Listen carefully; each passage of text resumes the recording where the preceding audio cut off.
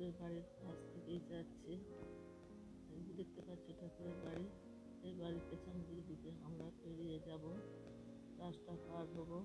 রাস্তা পেরিয়ে ঠাকুরের যে পুকুরে স্নান করতেন সেই পুকুর দেখবো। দেখো তোমরা, ভালো লাগবে। বিশাল বড় পুকুর। এই পুকুরে ঠাকুর স্নান করতেন। এই পুকুরের সিঁড়ি দিয়ে আমিও নামলাম, নেমে মাথায় জল দিলাম। পুকুরটা কত সুন্দর, জল, মাছ আছে প্রচুর। মাথায় জল দিয়ে আমি উঠে আসলাম। এরপর যাবো বিষ্ণু মন্দিরের দিকে। এই সেই বিষ্ণু মন্দির, হালদার বাবুদের বিষ্ণু মন্দির।